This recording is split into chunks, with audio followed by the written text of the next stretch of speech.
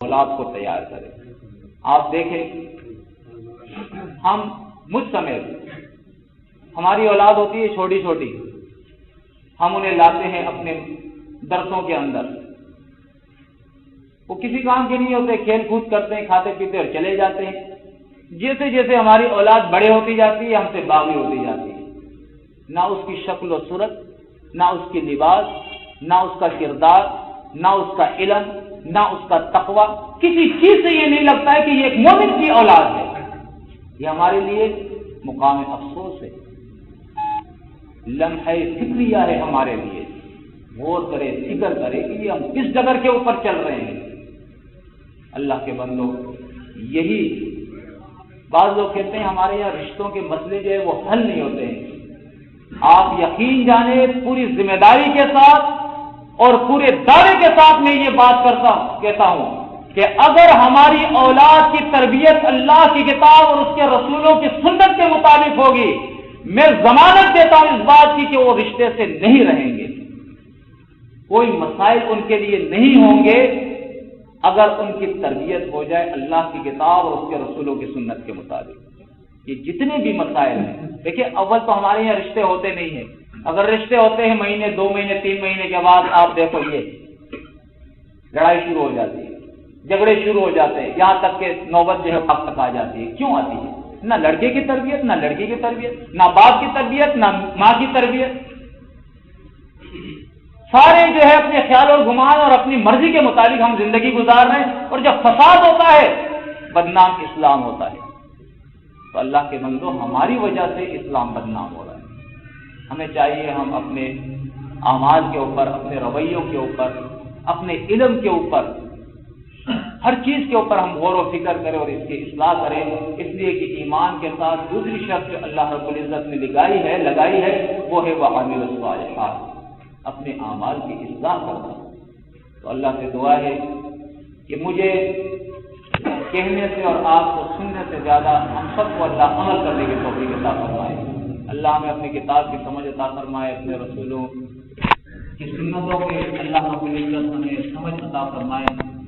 اور اللہ رب العزت ہمیں صحیح ہو گیا. بڑی عمر کا آدمی تھا، شیخ الحدیث تھا. اس کا دعویٰ یہ تھا کہ میں نے پوری زندگی بخاری کا درس کیا. کئی اس کے شاگرد تھے، لیکن وہ حکیم صاحب سے کہہ رہا تھا کہ حکیم صاحب مجھے بتائے میں کیا کروں، دین کے کام میں میرا اب دل نہیں لگتا، کتاب کی طرف جو ہے میری توجہ نہیں ہوتی، اور مجھے معلوم ہے کہ یہ سب کچھ اس لیے ہو رہا ہے کہ میں نے نافرمانیاں کی ہے، مجھ سے غلطیاں ہوئی ہے جس کی مجھے سزا مل رہی ہے. اب وہ حکیم صاحب کے ساتھ لگا ہوا تھا، جن کی باتیں ہو رہی تھی. حکیم صاحب تھوڑا غصے والا آدمی تھا. میں نے ایک بات کہی لیکن وہ نہیں چاہ رہا تھا کہ میں بیچ میں بات کروں، اس لیے پھر میں خاموش ہو گیا. لیکن جیسے ہی مفتی صاحب وہاں سے رخصت ہو کے باہر گئے اور اپنے کار میں بیٹھا، میں اس کے پاس گیا اور میں نے ہاتھ ملائے اور میں نے اس سے کہا کہ دیکھیں علم میں آپ مجھ سے زیادہ ہے اور عمر میں بھی آپ مجھ سے زیادہ ہیں، لیکن آپ کی بات سن کر میں آپ کو ایک مشورہ دیتا ہوں. اور وہ مشورہ یہ ہے کہ آپ نے پوری زندگی جس جگہ پہ گزاری ہے سو گزاری ہے، اب باقی زندگی آپ اللہ کی کتاب کے لیے وقف کر دیں. اللہ کی کتاب میں غور و فکر کریں، اللہ کی کتاب پر عمل کریں، اللہ کی کتاب کو لوگوں تک پہنچائے. یہ نبیوں کا کام آپ کریں. کہا نہیں، میں سمجھتا ہوں میرے بزرگ جو ہے وہ مجھ سے ناراض ہیں، ان کی ناراضگی کی وجہ سے میرے ساتھ یہ سب کچھ ہو رہا ہے. میں نے کہا بزرگوں کو نہیں، اللہ کو الہ مانے، اللہ کو راضی کرے. آپ دیکھیں ایک مفتی، ایک شیخ الحدیث، وہ بیچارہ پریشان ہے، اس کے منہ کو میں نے دیکھا، یقین جانیے ہرا نسوار اس نے رکھا اور منہ سارا اس کا گندا نسوار ہوا. یہ حال ہے. وہ حکیم صاحب اس کو مشورہ دے رہے ہیں مفتی صاحب کو کہ مفتی صاحب مولانا سمیع اللہ صاحب جو بڑے مفتی ہیں، مولانا سلیم اللہ صاحب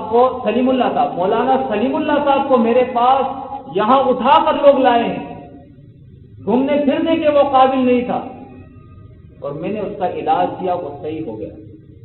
لیکن میں نے اس سے یہ بات کہی کہ آپ جو نشہ آور دوائیاں کھاتے اس کو آپ نہ کھائیں، اس کو چھوڑ دیں آپ، ورنہ اس سے آپ کو فالج کا اٹیک ہو جائے گا۔ اور میری بات اس نے نہیں مانی اور فالج کا اٹیک ہو گیا۔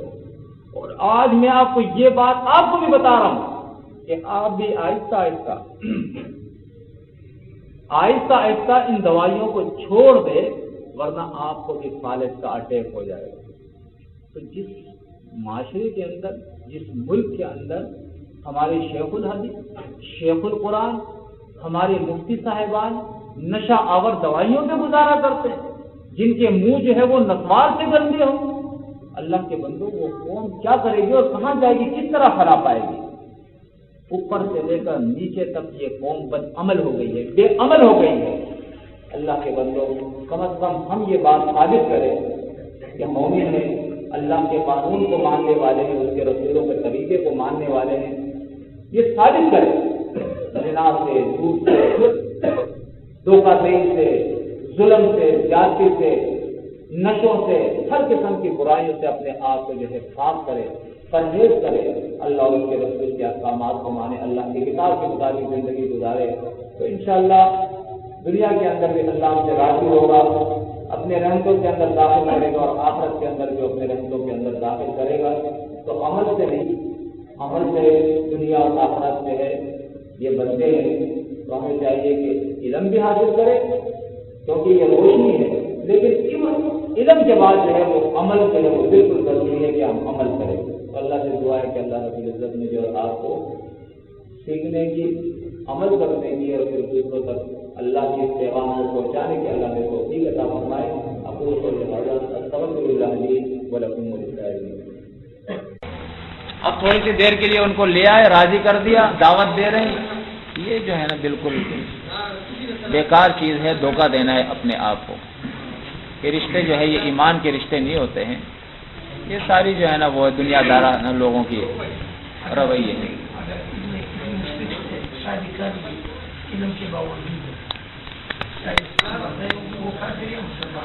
لازم بات ہے، قرآن مجید کہتا ہے وَمَن لَّمْ يَحْكُم بِمَا أَنزَلَ اللَّهُ فَأُولَٰئِكَ هُمُ الْكَافِرُونَ، جو اللہ کے فیصلے کو نہیں مانتا، اللہ کہتا ہے مشرکوں کو اپنی بیٹیاں نہ دو، مشرکوں کے نکاح میں اپنی لڑکیوں کو نہ دو، مشرکوں سے نکاح نہ کرو، اور پھر وہ کر رہا ہے، اللہ کے فیصلے کو جان بوجھ کے اگر وہ نہیں مانتا ہے تو پھر اس کو کیسے مومن آپ کہو گے؟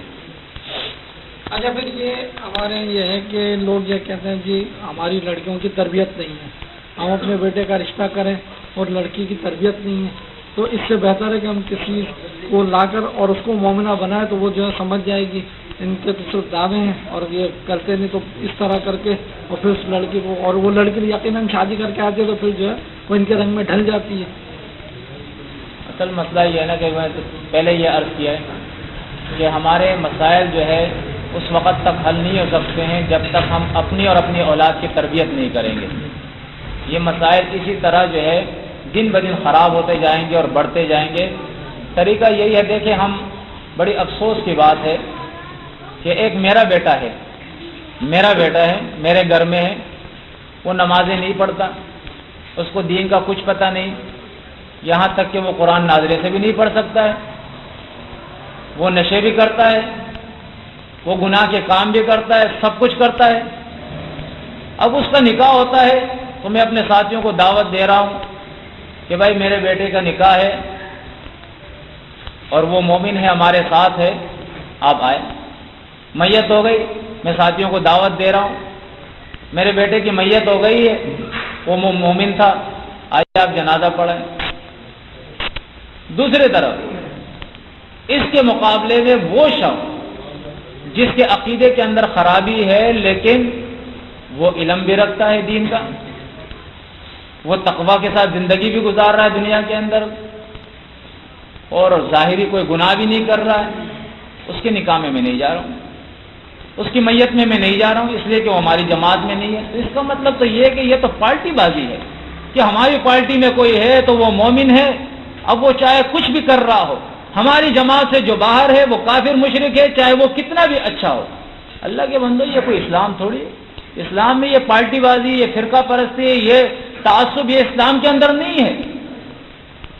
اگر میرے گھر کے اندر میرا لڑکا کیوں نہ ہے، اگر وہ اللہ اور اس کے رسول کی بات، اللہ کی کتاب کی بات نہیں مانتا ہے، مجھے گواہی نہیں دینی چاہیے کہ یہ مومن ہے۔ آؤ اس کا نکاح پڑھاؤ اور آؤ اس کا جنازہ کرو، پہلے اس کی تربیت کرو، اس کو ایمان کی دعوت دو، اس کے بعد اس کو تم مومن کہو۔ میری بیگم ہے، اس کو دین کا کچھ پتہ نہیں، وہ مر گئی، میری بیوی ہے، اس لیے سارے ساتھیوں کو میں دعوت دے رہا ہوں کہ آؤ مومنہ مری ہے، اس کو ایمان کا پتہ ہی نہیں ہے۔ یہ کون سا انصاف ہے اللہ کے بندو؟ ہمیں اللہ سے ڈرنا چاہیے، اس معاملے میں غور و فکر کرنا چاہیے۔ اگر ہم اپنی بیوی کو، میں اپنی بیوی کو مومنہ سمجھتا ہوں، اس کو مومنہ بناؤ، اس کے لیے کوشش کروں۔ میں اپنے بیٹے اور بیٹی کو اگر مومن اور مومنہ سمجھتا ہوں تو اس کو اس کے قابل بناؤ، تاکہ میں اللہ کی بارگاہ میں، آج لوگوں کو دھوکہ دے سکتا ہوں، کل اللہ کی بارگاہ میں کیا کہوں گا، تاکہ کل عدالت میں، اللہ کی عدالت میں بھی گواہی دے سکوں کہ ہاں میرا بیٹا، میری بیٹی، میری بیوی یہ مومنہ تھی۔ اس کے لیے ان کو ہم تیار کریں اللہ کے بندو۔ یہ بڑا ظلم ہو رہا ہے ہمارے یہاں، بڑی ناانصافی ہو رہی ہے اور دل دکھتا بھی ہے، اور بار بار میں اس کا اظہار بھی کر چکا ہوں کہ یہ روش ہمیں تبدیل کرنی چاہیے۔ یہ ایمان جو ہے یہ رشتوں کا نام نہیں ہے، یہ تو اللہ اور اس کے رسول اور اس کی کتاب سے تعلق کا نام ہے۔ آپ دیکھیں، نوح علیہ السلام کا اپنا بیٹا ہے، غرق ہو رہا ہے، انہوں نے دعا کی کہ اللہ اسے بچا دے، اللہ نے کیا فرمایا جواب میں؟ انہ لیس من اہلک انہ عمل غیر صالح۔ اے نوح، یہ تیرے اہل میں سے نہیں ہے، لیس من اہلک، اس لیے انہ عمل غیر صالح، اس کا عمل صالح نہیں ہے۔ تو نوح کا بیٹا، اس کا عمل صالح نہیں، وہ تو اس کے اہل میں سے نہیں ہے، لیکن میرا بیٹا، میری بیٹی، میری بیوی، اس کا عمل صالح نہیں ہے، وہ میرے اہل میں سے، جنازے بھی اس کے پڑھا رہا ہوں، نکاح بھی اس کے پڑھا رہا ہوں، گواہیاں بھی میں دے رہا ہوں، اس لیے کہ میری مجبوری ہے، اگر ایسا نہ کروں دنیا سے تو میں کٹا ہوا ہوں، اس کا جنازہ کون پڑھائے گا، اس کا نکاح کون پڑھائے گا؟ یہ اسلام اور ایمان نہیں ہے اللہ کے بندو۔ اپنی بیٹی پر، اپنے بیٹے پر، اپنی بیوی پر ہم یہ واضح کر دیں کہ اللہ اور اس کے رسول کی بات مانو گے تو ہماری جماعت سے آپ کا تعلق ہے، میں گواہی دوں گا، اگر نہیں مانو گے کوئی تعلق نہیں ہے آپ کا ہم سے۔ یہ کوئی اور نہیں کہے گا، یہ مجھے خود کہنا چاہیے، اس لیے کہ میں جانتا ہوں ان کو۔ جی،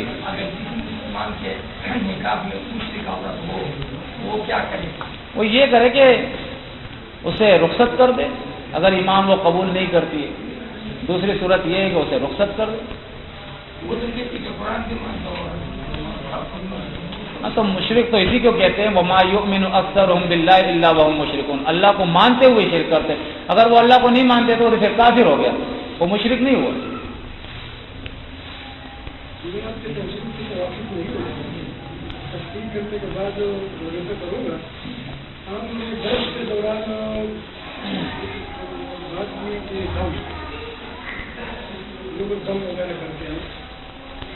علاج کے لیے دوا ہے،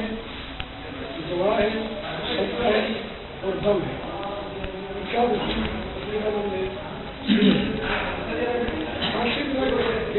اللہ کا کام ہے۔ میں یہ پوچھنا چاہتا ہوں کہ جیسے صدقہ ہے یا دوا ہے یا دعا ہے یا دم ہے، دم اگر میں اللہ کے لیے جو طریقہ بتایا ہے اس طریقے کے ساتھ دم کیا ہے، کیا یہ دم اس طریقے سے بھی ناجائز ہے یا اس کا شرکی الفاظ ہو وہ دم ناجائز ہے؟ اس کے بارے میں ذرا وضاحت کرنا ہے۔ جیسے آپ نے فرمایا کہ 4 چیزیں ہیں، تو میرے علم کے مطابق اللہ کی کتاب سے 2 چیزیں ہیں، ایک دوا ہے اور دوسری دعا ہے، اس کے علاوہ تیسری کوئی چیز نہیں ہے۔ اور اس کی اللہ رب العزت نے اپنی کتاب کے اندر جو ہے وہ وضاحت بھی کی ہے کہ آپ اسباب کو استعمال کرتے ہوئے دوا کریں، جس طرح اللہ رب العزت نے ایوب علیہ السلام کا ذکر کیا اور اس کے اندر اللہ نے دوائی کا ذکر کیا، ٹھیک ہے نا، کہ اللہ نے وہ پانی نکالا اور اس کے بعد اللہ نے کہا کہ اس سے آپ غسل کریں، اور اس سے اللہ رب العزت نے اس کو پیے بھی، ٹھنڈا پانی ہے، اور اس سے اللہ رب العزت نے اس کو شفا دی۔ اور اسی واقعے کے اندر وہ ایوب اذ نادى ربہ، ایوب نے اپنے رب کو پکارا۔ تو یہ 2 چیزیں قرآن نے اس کی وضاحت کی ہے، ایک دوا اور دوسری دعا۔ اس کے اندر تیسری چیز کی کوئی ذکر نہیں ہے۔ یہ صدقات وغیرہ جو ہے یہ تو عمل ہے، یہ علاج نہیں ہے، یہ عمل ہے، نیک عمل ہے، صالح عمل ہے. اور یقینی طور پہ جب انسان نیک عمل کرتا ہے تو اس کی وجہ سے بلائیں جو ہے ٹل جاتی ہے، برائیاں جو ہے ختم ہو جاتی ہے، اللہ اس کی مدد کرتا ہے. یہ ذرائع ہیں، اسباب ہے، تو اس کے اندر اس کو شامل نہیں کرنا چاہیے. چوتھی چیز جو آپ نے ذکر کی ہے دم کی، تو آپ دیکھیں دم کے لیے سب سے بڑی دلیل جو لوگ پیش کرتے ہیں وہ یہ ہے کہ اللہ کے رسول صلی اللہ علیہ وسلم پر جب قل اعوذ برب الفلق اور قل اعوذ برب الناس یہ صورتیں نازل ہوئی معوذتین، تو اللہ کے رسول صلی اللہ علیہ وسلم نے تمام دم جو ہے وہ چھوڑ کر ان دو صورتوں سے اپنے آپ کو دم کیا کرتے تھے. ٹھیک ہے نا، سورت فلق سے اور سورت الناس سے اللہ کے رسول اپنے آپ کو دم کیا کرتے تھے، اور اس کے اندر روایتیں بھی پیش کی جاتی ہے.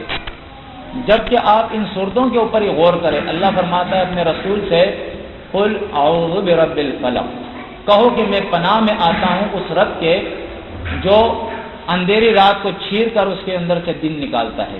ٹھیک ہے نا، من شر ما خلق، ہر اس شر سے اللہ کی پناہ میں آتا ہوں جو اللہ نے پیدا کیا ہے.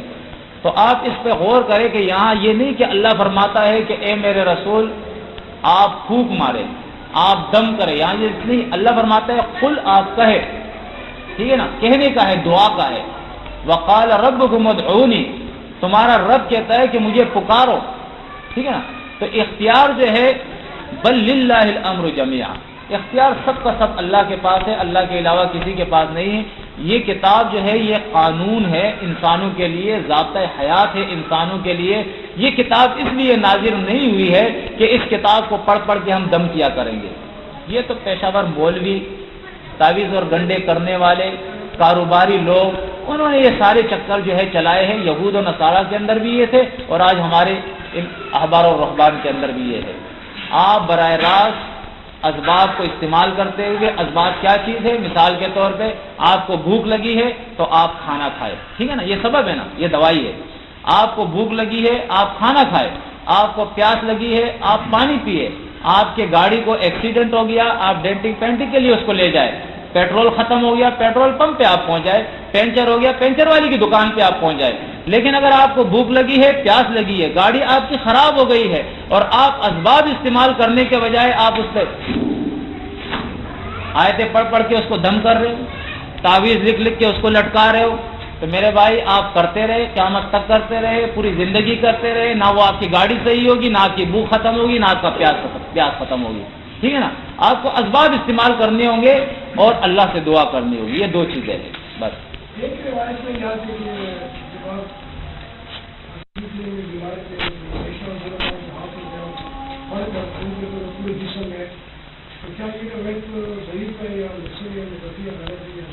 دیکھیں روایتوں میں تو بہت کچھ آتا ہے. روایتوں میں تو یہ بھی آتا ہے کہ ابراہیم علیہ السلام لم یکذب قط الا ثلاثہ، ابراہیم نے 3 جھوٹ بولے تھے. تو کیا ہم اس روایت کو بھی مانے؟ بخاری کی روایت ہے، روایت ہے. دیکھیں امام بخاری انسان تھا، محدثین انسان تھے. یہ کتابیں جتنی بھی حدیثوں کی یہ انسانوں کی کتابیں ہیں. ان حدیثوں کے اندر جو حدیث اللہ کی کتاب کے مطابق ہوگی ہم لے لیں گے، جو اس کے خلاف ہوگی ہم چھوڑ دیں گے. اب روایتوں میں یہ بھی آتا ہے کہ موسیٰ علیہ السلام نہا رہے تھے، کپڑے اس نے پتھر پہ رکھے، جب وہ نہ چکے وہ کپڑے اٹھانے لگے تو پتھر بھاگ گیا موسیٰ علیہ السلام کے کپڑے لے کے. ٹھیک ہے نا، اب موسیٰ علیہ السلام پیچھے، پتھر آگے آگے جا رہا ہے اور وہ بنی اسرائیل کی مجلس سے پہنچ گیا اور سب بنی اسرائیل نے جو ہے نا موسیٰ علیہ السلام کو ننگا دیکھ لیا علیہ باللہ. تو ہم اس روایت کو بھی مانیں گے؟ تو آپ روایت میں غور و فکر کریں، روایت کو روایت ہی مانیں، اس کو قرآن کی طرح نہ مانیں. قرآن سے ایک چیز ثابت نہیں ہے. اللہ نے فرمایا وقال ربکم ادعونی، مجھے پکارو، اور ہم لگے ہوئے دم کر رہے. یہ تو قرآن کے خلاف ہے. اللہ رب العزت فرماتا ہے اللہ لا الہ الا هو الحی القیوم لا تأخذہ سنۃ ولا نوم. وہ ایسا اللہ ہے جسے موت نہیں آتی، نیند نہیں آتی، اونگ نہیں آتی. آپ اس کو کیوں نہیں پکار رہے؟ اپنے حاجات اس سے کیوں نہیں مار رہے؟ آپ دم کیوں کر رہے؟ پھوکے کیوں مار رہے؟ اس کا مطلب ہے آپ کا یقین ہے کہ اس سے ہو رہا ہے کام. جو کرنے والا ہے اس کو بھول کے آپ اس سے عقیدہ رکھتے ہو. تعویذ والا تعویذ پہ عقیدہ رکھتا ہے. اگر عقیدہ اللہ پہ ہے تو آپ اسباب استعمال کریں، اللہ نے آپ کو اجازت دی ہے، اور آپ جو ہے اللہ سے دعا کریں. بس یہ طریقہ ہے. اچھا، یہ کہ لوگ ایسے چلتے قرآن ہی سیکھتے، بولتے کہ میں واحد کے ہوں، پاک و نیند ہوں، اپنا جذبہ کرتے، بچوں کو اسکول بھیجتے،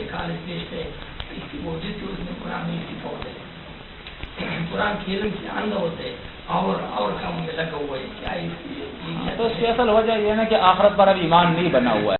جب آخرت پہ ایمان بنے گا تو یقینی طور پہ ہم آخرت کے لیے تیاری کریں گے, اور جب آخرت کے لیے تیاری کریں گے تو ہمیں ضرورت پڑے گی اس کتاب کی. پھر ٹھیک ہے نا, اس روشنی کی ہمیں ضرورت پڑے گی. تو ہمیں کام کرنا ہوگا آخرت کے اوپر کہ ہمارا ایمان آخرت پہ بن جائے. تو انشاءاللہ اللہ کی کتاب پھر ہم ضرور سیکھیں گے.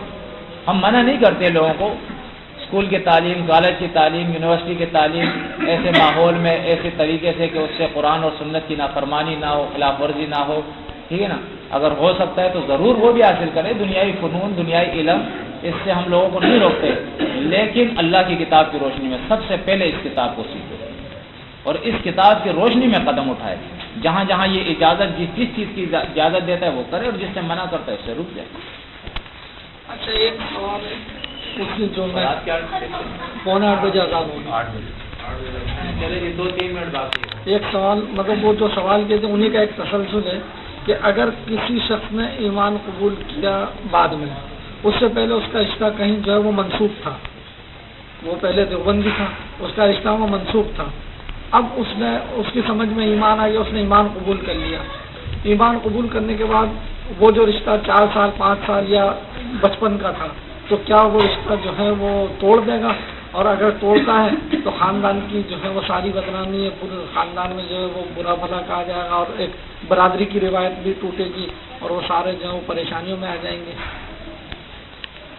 تو قرآن مجید یہ تو کہتا ہے نا, ایک وعدہ بھی ہے کہ ایک وعدہ کیا کہ مومن جو ہے ولا یخافون لومۃ لائم, وہ ملامت کرنے والے کی ملامت سے نہیں ڈرتا ہے. اس نے وعدہ کیا تھا, شرک کی حالت کے اندر کیا تھا, اب وہ ایمان لے آئے, اب اس نے اللہ سے وعدہ کیا. ٹھیک ہے نا, اب وہ اللہ کے وعدے کو نبھائے.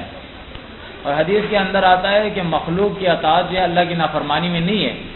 وہ وعدے, وہ فرما برداریاں, وہ ساری چیزیں اب ختم ہو گئی. اب اس کو چاہیے کہ وہ ان لوگوں کو دعوت دے. اگر وہ دعوت کو قبول کر لے تو ٹھیک ہے, وہ رشتہ کر لے, اگر نہیں تو صرف نسبت طے ہوئی ہے نا, ابھی نکاح تو نہیں ہوا ہے, ختم کر لے اس کو. ہاں بالکل, یہ بھی ہے. قرآن مجید کہتا ہے کہ کفار جو ہے ان کی عصمت اور ان کی عزت کو جو ہے وہ اپنے پاس مت رکھو, اس لیے کہ ان کی عزت اور عصمت تو ہے ہی نہیں, تو آپ اس کی حفاظت کیوں کر رہے ہیں؟